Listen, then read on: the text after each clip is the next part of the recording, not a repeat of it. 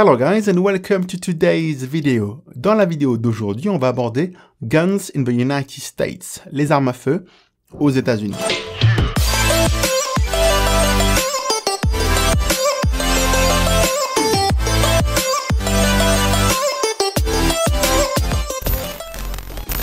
Alors, dans cette vidéo, mon but n'est pas de vouloir démontrer un lien entre le nombre d'armes à feu aux États-Unis et les très nombreuses fusillades meurtrières. Non. Ça, c'est un débat pour une autre vidéo. Dans celle-là, mon objectif est de montrer l'importance des armes à feu aux États-Unis dans l'esprit des Américains. En tout cas, dans l'esprit de la plupart des Américains.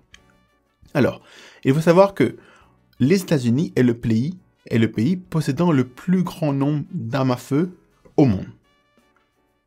Avec plus de 270 millions d'armes à feu dans un pays où la population dépasse les 320 millions. Donc cela équivaut pratiquement à une arme à feu pour chaque habitant.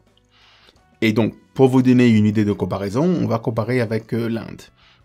L'Inde, la population, avoisine environ 1,3 milliard, soit pratiquement 4 fois la population des États-Unis. L'Inde est encore très loin d'arriver à peine à 80-90 millions d'armes à feu. Donc, comment expliquer autant d'armes à feu sur le sol américain? Tout d'abord, parce que celle-ci est inscrite dans la loi américaine. Et donc là, il faut qu'on revienne beaucoup même, très loin en arrière. La loi suprême des États-Unis est The Constitution of the United States of America, qui date de 1796. Elle est appliquée depuis 1789. Donc, bien évidemment, cette constitution n'est pas récente, mais elle a été modifiée jusqu'à aujourd'hui plusieurs fois. Plus précisément, 27 fois. Et pour modifier cette constitution, on utilise ce qu'on appelle des amendments pour la modifier. Donc, en gros, la loi américaine, la Constitution, a été modifiée avec 27 amendements. Donc, on va vous donner des exemples. Le 26e amendment date de 1971 et dit qu'un citoyen américain majeur a le droit de voter. Donc, on ne peut pas lui refuser ce droit-là. Le 22e, le 22nd amendment de 1951, dit qu'un président ne peut pas exercer plus de 2 mandats. Voilà pourquoi quand Obama a été réélu, président des États-Unis, on savait que ça serait la dernière fois. Parce que le 22nd Amendment l'interdit de se représenter une 3e fois. Maintenant, pour cette vidéo, l'amendement qui concerne les armes à feu, date lui, écoutez bien, de 1791, qui est en fait 2 ans après l'application de la Constitution en elle-même. Donc, et en plus c'est le 2e Amendment.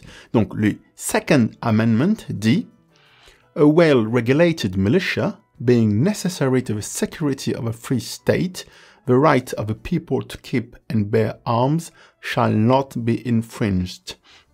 En gros, l'amendement protège le droit des citoyens américains de posséder et de porter une arme à feu. Donc, le mot importe, il y a beaucoup de mots importants, d'accord? Mais on va retenir celui qui dit le droit des citoyens. Les Américains voient le fait de posséder ou de porter une arme comme un droit. Comme nous, on a le droit de voter. Et donc, ou le droit de s'exprimer, de donner notre opinion. Donc là, c'est la même chose. Et ce qui renforce encore plus cette idée, ce fait de loi, de droit, c'est que les 10 premiers amendements, en fait, qui ont été appliqués, tous la même année, en 1791, forment, ces 10 premiers-là, The Bill of Rights, la déclaration des droits.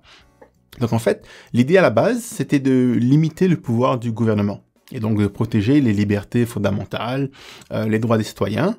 Donc par exemple, the First Amendment, le premier, protège la liberté d'expression et toutes les convictions religieuses des citoyens. Et ça, à l'époque, c'est très pertinent et logique, ça l'est toujours, car à l'époque, la situation était assez tendue parce que le pays venait tout juste de terminer une guerre contre la Grande-Bretagne. Ils venaient tout juste d'obtenir leur indépendance. Donc l'idée ici était de protéger les citoyens et à travers les armes, de leur donner les moyens de se protéger. Et donc, the Second Amendment of the United States Constitution de 1791 a été appliqué à cet effet. Donc, il n'est pas surprenant lorsqu'on demande aux Américains pourquoi ils veulent une arme. Beaucoup diront pour se protéger. Protection? More for just protection, just safety. Donc, si ma vidéo date de 2020, cela veut dire que le droit de posséder et de porter une arme à feu aux États-Unis, notamment pour se protéger, ce droit-là existe depuis plus de 200 ans. Et cela dans la loi américaine. Donc, il n'est pas non plus surprenant de voir une arme à feu sur les affiches des films américains, comme dans les exemples suivants. Equalizer, Non-Stop, John Wick, G.I. Joe, Two Guns, A Good Day to Die Hard, Gangster Squad, The Heat, etc., etc. Mais on peut également remonter bien en arrière, à l'époque des Western movies. Pour expliquer pourquoi il y a autant d'armes sur le pays, il faut aussi voir à quel point il est assez facile de légalement se procurer une arme à feu. Donc, lorsque vous entrez dans un des nombreux magasins vendant des armes à feu aux États-Unis, souvent, seul le fait de vérifier vos antécédents criminels, votre casier judiciaire en fait, qu'on appelle le Criminal Background Check, seule cette vérification est nécessaire avant d'acheter une arme. Vous n'avez pas besoin forcément d'un permis. Ceci étant dit, cela va dépendre des procédures et des règles de chaque État. Il existe de nombreux États où les règles sont beaucoup plus souples, d'ailleurs, où cette vérification de vos antécédents n'est même pas nécessaire. D'ailleurs, dans certains États, il est même autorisé pour un citoyen américain de vendre une arme à une autre personne. Voici, par exemple, la vidéo d'un mineur de 13 ans qui a tenté d'acheter une arme à feu et qui réussit dès ce premier essai. That's crazy, because in most states in America, you can buy a gun almost immediately without any background check. But not in Switzerland. S'il est pratiquement impossible d'acheter légalement une arme à feu in New York ou in California, dans la majorité des États aux États-Unis, il n'y a pas vraiment de barrière légale ou de permis à avoir pour posséder une arme à feu.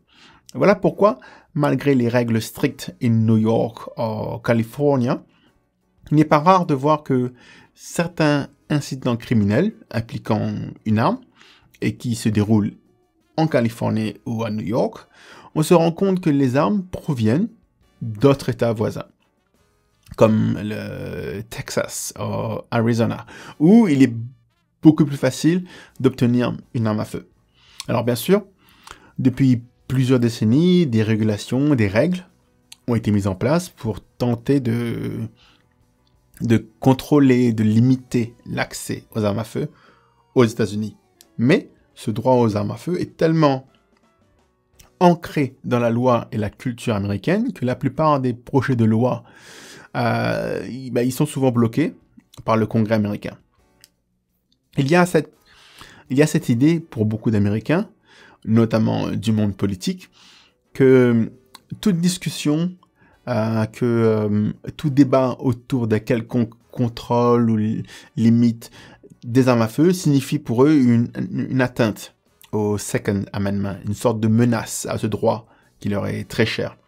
C'est pourquoi il n'est pas rare de voir des candidats à la présidentielle américaine recevoir de lourdes critiques ou faire face à de lourdes oppositions lorsqu'ils proposent des projets de loi dont l'objectif est de limiter l'accès à certaines armes, comme limiter l'accès aux fusils d'assaut, qu'on dit souvent qui sont des armes de guerre, ou encore de proposer des projets de loi où l'idée de rendre plus stricte la vérification de l'état de santé des futurs détenteurs d'armes à feu. Ces oppositions viennent bien sûr des représentants politiques qui sont, eux, en faveur d'une protection totale du Second Amendment. Mais ça provient aussi de personnes du NRA, National Rifle Association, qui est en fait une organisation qui est vue comme l'un des premiers défenseurs du Second Amendment. Cette organisation, d'ailleurs, soutient souvent les candidats politiques qui jurent de protéger ce Second Amendment. Et dans le même temps, on voit aussi souvent des candidats faire campagne en vidéo avec une arme à feu. I'm Jason Kander. and Senator Blunt has been attacking me on guns. Well, in the Army, I learned how to use and respect my rifle. In Afghanistan, I'd volunteer to be an extra gun in a convoy of unarmored SUVs. And in the state legislature, I supported Second Amendment rights. I also believe in background checks so that terrorists can't get their hands on one of these. I approve this message because I'd like to see Senator Blunt do this.